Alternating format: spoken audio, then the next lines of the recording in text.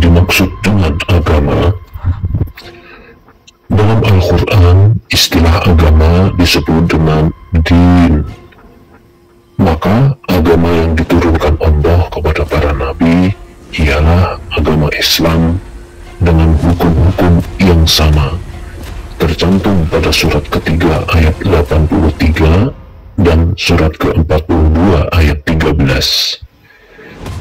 Nabi Nuh menyampaikan agama Islam, dinyatakan dalam surat ke-10 ayat 72, begitupun Ibrahim surat ketiga ayat 67 dan surat ketiga 102. Juga Nabi Lut pada surat ke-51 ayat 36. Ismail, Ishak dan Yakub pada surat kedua ayat 133. Yusuf pada surat ke-27 ayat 38. Isa Al-Masih pada surat ketiga ayat 52 dan surat kelima ayat 111. Juga Nabi Muhammad menyampaikan agama Islam, tercantum pada surat ke-6 ayat 163 dan surat ke-27 ayat 91. Para jin juga ada yang beragama Islam, dinyatakan pada surat ke-72 ayat 14. Orang-orang yang beragama Islam dinamakan dengan muslimin, pada mulanya oleh Nabi Ibrahim, termuat pada surat ke-22 ayat 78. Selanjutnya Allah membenarkan dan menerima Islam sebagai agama yang harus dianut manusia.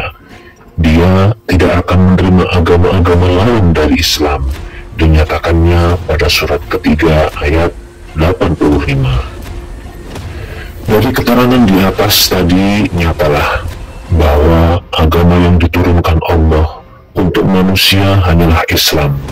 Tetapi di dalam sejarah banyak sekali tercatat masyarakat manusia yang beragama lain sembari menyatakan agama mereka juga turun dari Tuhan Al-Khaliq. Padahal tradisi mereka lah yang menamakan agama itu berdasarkan dugaan dan perasaan. Hingga kini dapat diketahui berbagai macam agama di antara manusia ramai dengan hukum-hukum hidup yang sebenarnya bertentangan dengan Islam yang diturunkan Allah. Jadi agama manusia itu banyak sekali macam dan ragamnya, tetapi hanyalah Islam yang dibenarkan Allah sebagai dinyatakan pada surat ketiga ayat 85. Kini kita telah sampai kepada definisi tentang agama adalah hukum dan pengabdian, bahwa setiap agama ataupun doktrin hidup selalu mengandung ketentuan-ketentuan hukum yang harus dipatuhi dan dilaksanakan oleh semua anggota masyarakat.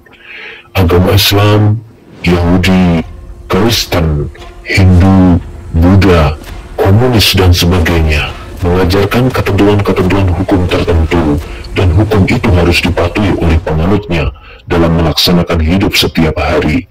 Siapa yang ingkar terhadap hukum itu tentulah dianggap kafir, kepadanya diberikan sanksi hukum tertentu. Ingatlah, orang-orang yang menganut agama bersamaan akan selalu merasa bersaudara, walaupun mereka berlainan bangsa, berbeda bahasa, dan tempat tinggal jauh terpisah, dan mereka menganggap musuh siapa saja yang menantang agamanya. Karena itu, nyatalah, agama bersifat internasional.